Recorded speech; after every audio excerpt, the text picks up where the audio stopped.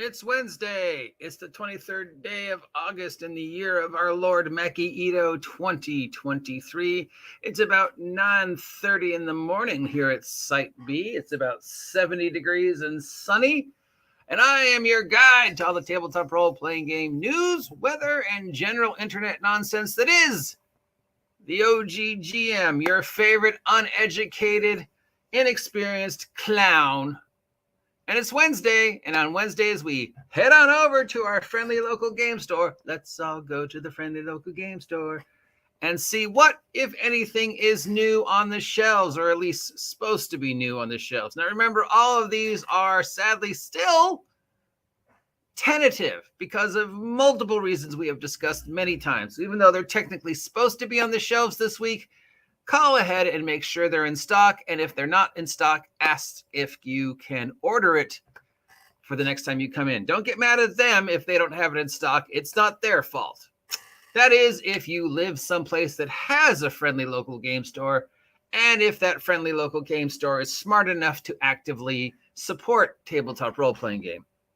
Unless you live in Ventura, where we've got half a dozen friendly local game stores, all within a 20-minute drive, none of which actively support tabletop role-playing game for reasons I still, to this day, do not understand. You've not given me one decent reason, any of you, other than, it doesn't make money. Really? Because around the table and all the other game pubs are making money hand over fist. So, yeah, it does make money. But I'm not bitter. All right, here we go. We've got a few. I was expecting some Halloween-themed stuff to start trickling our way, and it looks like we have one or two, but I thought we'd have more. No conventions to push this week, but let's see if there's anything else. From Silverarm, we have Secrets of the Black Crag for old school essentials. This is a hardcover adventure setting for $35. It is a, well, not surprisingly, pirate, underwater, ocean, island-themed adventure with ghost pirates and an island and dungeons. And, well, I mean, what more can you say? I love pirates. I love islands. I love Haunted Pirate Island. I love Dinosaur Haunted Pirate Island. You know, it's probably my favorite setting. Tomb of Annihilation is my favorite 5th edition thing that Wizards of the Coast did. So, yeah, $35, though, for an OSE product seems a little pricey, especially since, you know, chances are your friendly local game store is probably not going to be carrying this because OSE, OSR is such an obscure thing. So it'd probably be something you'd have to order it. So for this one, I'd probably go to Necrotic Gnome or another online site and get it if you wanted it. And again, $35 hardcover for a pirate-themed adventure. From Snowbright Studios, we have Ink, the unique dead PC rules for fantasy RPGs. This is a hardcover supplement for $25. The characters play ghosts who are trying to battle their way out in the spirit world. So basically, oh, and you get to play a Boorista. You get to play a Boorista. It's a game, and in the game, you're dead, and you work at the undead version of Spookbucks, where you're a Boorista. So basically, it's picturing this the afterlife as just sort of, you know, like how it was pictured in Good Omens or in Beetlejuice, you know, where it's just sort of a weird, doomy version of the real world. Does anybody really want to play a game where you're ghost Booristas? Who still thinks this is a thing? I mean, I'm totally fine with comfy role playing. I'm totally fine with the Studio Ghibli, you know, let's just sit, you know, camping. Let's just do everyday kind of things. Princess Quest. I have no problem with that if that's something people's thing. And if you really want to play a role-playing game where your character works at Starbucks as a barista, where your normal role-playing day is just dealing with the customers and the wacky goings-on at a Starbucks, and that's it, why don't you just go get a job at Starbucks so you could do the exact same thing and get paid for it? Now, if working at the Starbucks is part of a larger like the Starbucks is secretly a cover for an underground, top secret organization, or you're a group of Starbucks employees who also fight demons and devils, like that Korean action comedy where they all work at the same ramen shop, but they're also the secret organization that fights demons in Korea, then that's fine. But if your whole campaign is just being built around, I'm dead and I work at the undead version of Starbucks, just go get a job at Starbucks. From All Rolled Up, we have some Cthulhu stuff. We have Cthulhu Hack and Forgotten Duty. We have both the soft cover and hardcover version of Cthulhu Hack. These are full color rule books, $24 for the soft cover, $40 for the hardcover, and $7 for the Forgotten Duty Adventures. This is a cosmic horror, Lovecraftian body horror, sanity shifting universe where you play around in a Cthulhu type universe using AD&D and or OSR rules. So yes, it's Cthulhu 5e. Well, Cthulhu AD&D. Levels, classes, stuff like that. Fighting Cthulhu. Blah! My 5th level investigator and my 3rd level Starbucks barista will go fight. See, this is how modern day should work. You're normal everyday guys, but you're also dealing with Cthulhu. So during the day, you sling sodas at the soda shop, but at night, you fight Cthulhu and try and stay sane. And working at Starbucks help you stay sane because Lord knows the customers are pretty weird. From Dino Berry Press, we have Dino Car. This is a softcover art making and RPG core rulebook for $20. You map out sections of a whimsical world where dinosaurs drive cars. The BC's dinosaurs then drive across the terrain, embracing the created chaos and weave unique and fantastical dino stories. And the players get to craft pieces of abstract art with their friends.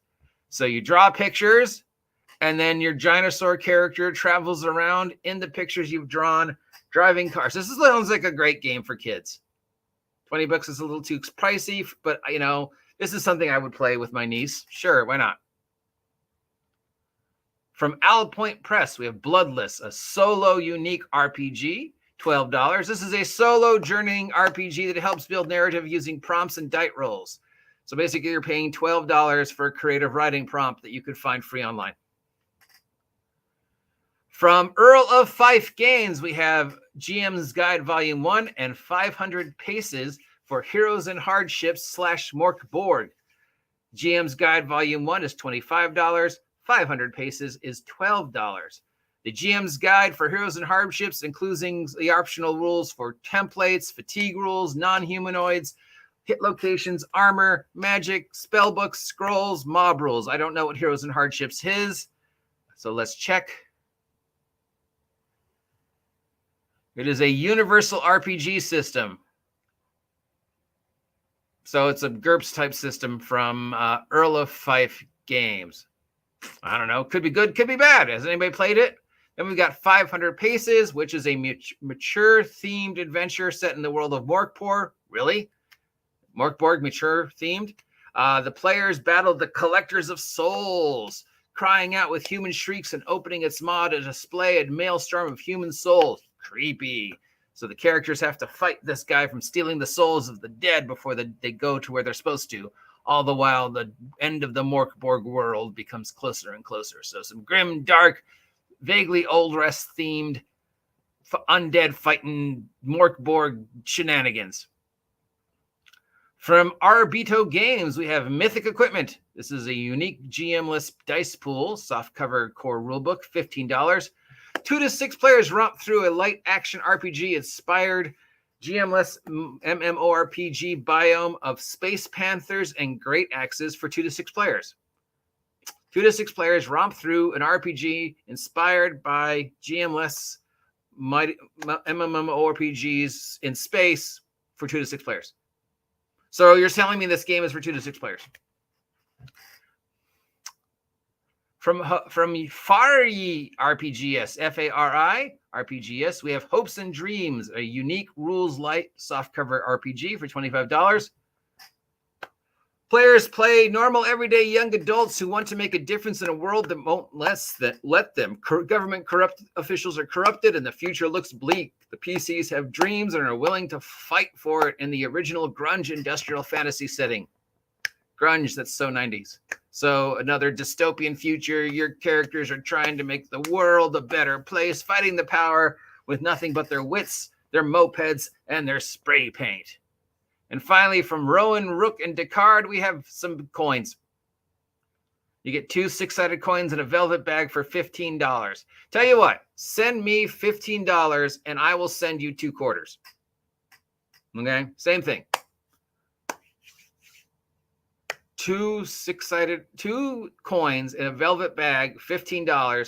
So you can go, oh, I buy this with this coin, but you have to give it back to me because no, just get pennies.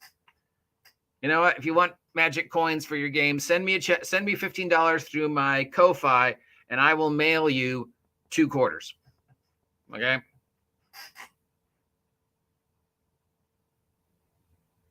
That's it for today. That's everything on the tabletop role-playing game. Friendly local game stores, shelves. These are all, obscure. So if any of these you want to buy, I'd probably call ahead and see if they have them in stock or order it directly from an online retailer. The only thing that really stands out to me is Dino Car, because this is just an awesomely fun idea. I don't think you need to buy the book. You could just get some paper and some crayons and some dice and say, draw a picture. All right, now our dinosaurs are going to travel across this picture. What happens to them? This would be a great game to play with the kids. So yeah, that one sounds fun. That's everything this week. If any of those stand out to you, here we go. Yeah. If you really want different coins to use in your game, take the money you have and go to a currency exchange. If you're lucky enough to have one near you, you can find currency exchanges in like train stations and at airports and any other place where there's international travel. So for here in California, LAX would probably have a currency exchange station. If you lived in New York, obviously New York Airport. If you lived in England, Heathrow. So yeah, if you want some weird looking coins for your games, just take all those spare pennies and dimes you've been collecting and go to a currency exchange and trade them in. Or send me $15 and I'll do it for you. Thanks for the idea, Adrian. I appreciate it. Hopefully you have liked, shared, and subscribed. If you haven't had a chance yet, I wish you and your little family there all the best. What a great idea. Everybody say thank you to Adrian and subscribe to his channel if you haven't yet. Till next time, you know who I am. You know what you need to do. I'll talk to you in a bit. Steve the Cat says hi. Buy my merch.